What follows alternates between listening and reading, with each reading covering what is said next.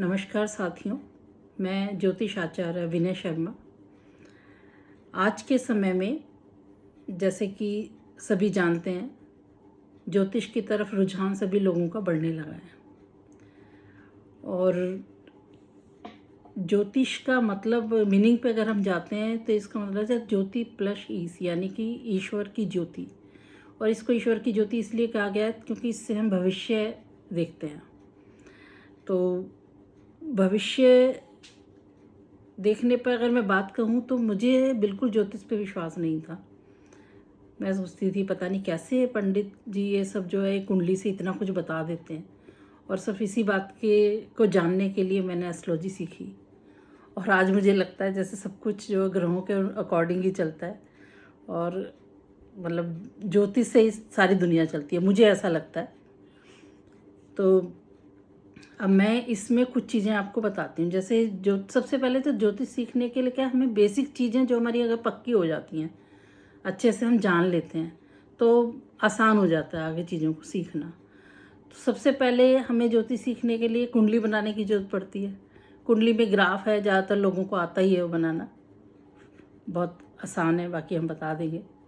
उसमें बेसिक चीज़ होती है कुंडली में 12 हाउस यानी भाव, 12 राशियां और 9 ग्रह, नक्षत्र आदि चीज़ें। 12 राशियां और 12 भाव में अंतर मैं बताती हूँ आपको क्या होता है। 12 भाव होते हैं, जैसे कुंडली का 1 से लेके 12 खाने उसमें बने होते हैं, तो उसको बोलते हैं भाव, यानी first house, second house, third house, fourth house. ये आपने काउंटिंग देखी होंगी, उसमें 1 से 12 तक घर जो होते हैं। इसी तरह 1 से 12 तक राशियां भी होती हैं। राशियां तो आप सभी लोग जानते ही हैं, मेष, वृषभ, मिथुन, कर्क, सिंह, कन्या, तुला, वृश्चिक, धनु, मकर, कुंभ और मीन। और इन सब के लॉर्ड भी आपको पता है कि जैसे मेष का स्वामी मंगल है, वृषभ का शुक्र है, मिथुन का बुध है, कर्क का चंद्रमा है, सिंह का सूर्य जो स्वामी है, कन्या का फिर से बुध स्वामी बन जाता है, तुला का फिर से शुक्र बन जाता है, और वृश्चिक का मंगल स्वामी होता है। इसी तरह धनु का बृहस्पति देव स्वामी है, मकर के शनि देव स्वामी हैं, कुंभ के भी शनि देव हैं, और मीन के भी बृहस्पति देव स्वामी हैं। अब यहाँ पर आप लोगों ने देखा कि सिर्फ सूर्य और चंद्रमा है जिनको एक एक राशि मिली हुई है, कर्क और सिंह। बाकी सभी ग्रहों को दो दो राशियों की लॉर्डशिप मिली है। जैसे मंगल को मेष और वृश्चिक, बुध को मिथुन और कन्या, शुक्र को वृषभ और तुला, शनिदेव को मकर और कुंभ, और बृहस्पति देव को धनु और मीन। तो सभी को दो दो राशियों का स्वामी बनाया गया है। से सूर्य चंद्रमा को एक अकेले राशि के स्वामी बनाए गए हैं। इसके बाद जैसे मैंने बताया आपको, भाव और राशि में अंतर बताती हूँ। आपकी कुंडली जो बनती है, उस कुंडली में भाव हम फर्स्ट हाउस से जो शुरू करते हैं काउंटिंग करना, जो पहला खाना होता है ऊपर, उसमें वहाँ से 1 2 3 4 5 6 7 8 9 10 11 12 ऐसे भाव होते हैं, वो फिक्स होते हैं। लेकिन जो राशियाँ होती हैं वो फिक्स नहीं होती।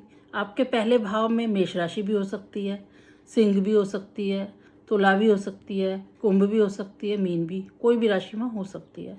तो इसका मतलब जो भाव है, भाव फिक्स हैं, लेकिन राशियाँ फिक्स नहीं हैं। 1 से 12वें हाउस में कोई भी राशि हो सकती है। तो ये अंतर है भाव और राशियों में।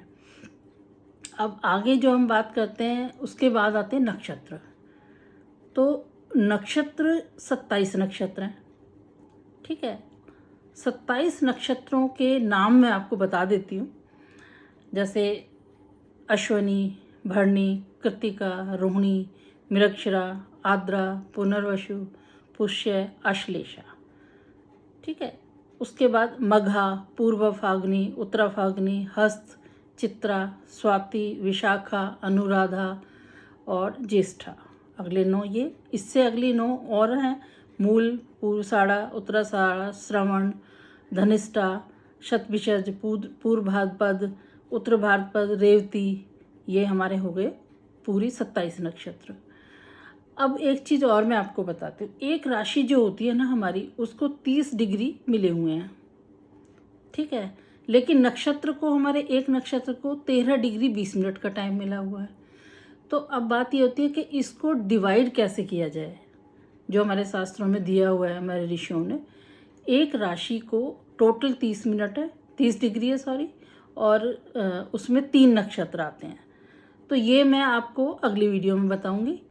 अभी मैं यहीं तक बताती हूँ। आप लोग नक्षत्र और राशियाँ और ग्रह के अनुसार जो लॉर्ड हैं उनको एक बार याद कर लो, ताकि अगली वीडियो में हम आगे की चीज़ पढ़ें तो आपको कन्फर्म हो जाए।